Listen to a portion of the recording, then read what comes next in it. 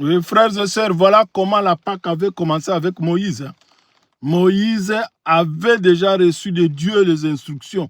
Quand les enfants de Dieu avaient des difficultés à ce moment-là, des maladies, comme vous savez, voilà, Moïse a dit aux enfants d'Israël qu'il devra tuer un agneau et prendre son sang, mettre le sang là sur la porte. Et quand l'ange de malheur passera, il va les exempter. Donc voilà, le malheur ne va pas leur arriver. Donc voilà comment ça a commencé. Mais on parle de l'agneau qu'on doit tuer. Vous comprenez déjà là où je vais en venir. Et dans l'Ancien Testament maintenant, la Pâque s'est fêtée comment? On allait toujours dans les temples, surtout la plupart des temps, comme vous savez, ils allaient dans les temples à Jérusalem là-bas pour fêter la Pâque. Mais la Pâque s'est fêtée dans les maisons aussi.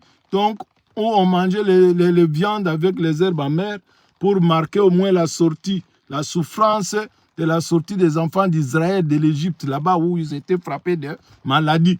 Vous savez très très bien là, vous lisez la Bible, mais nous là, ce qui nous intéresse, c'est le temps ici, comme je vous dis.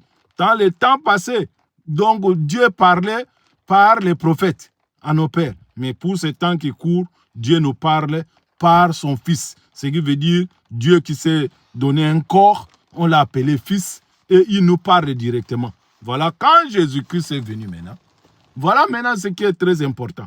On parlait de l'agneau, c'est le sang de l'agneau. On mangeait l'agneau, parce que je vous rappelle aussi qu'à ce moment-là, on devra donner un agneau qui n'a pas de défaut.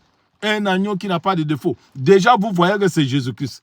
Maintenant, là, la Bible nous a parlé dans Matthieu 26, 20, 26. La Bible nous parle dans Marc 14, 12, 42.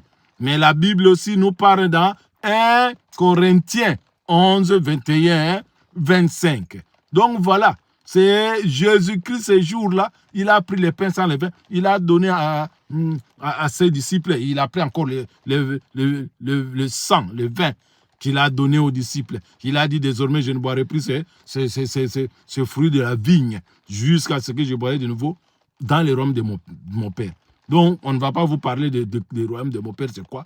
Mais là, on vous montre que c'est la Pâque, là, c'est Jésus-Christ. Pour vous qui êtes de nouveaux chrétiens, vous voulez entendre la parole de Dieu, voilà, c'est Jésus seulement. Tout est autour de Jésus-Christ. C'est pourquoi je vous dis, frères et sœurs, vous qui n'êtes pas baptisés, vous qui n'avez pas accepté Jésus-Christ encore, vous qui n'êtes pas baptisés au nom seul de Jésus-Christ, comme nous dit Actes des Apôtres, comme avait dit Pierre dans Actes des Apôtres 2, le verset 38. Qu'est-ce que vous allez faire? Vous allez fêter la Pâque, mais vous fêtez en vain, vous courez pour rien. Soyez convertis. Repentez-vous, acceptez Jésus-Christ, frères et sœurs. Je vous aime.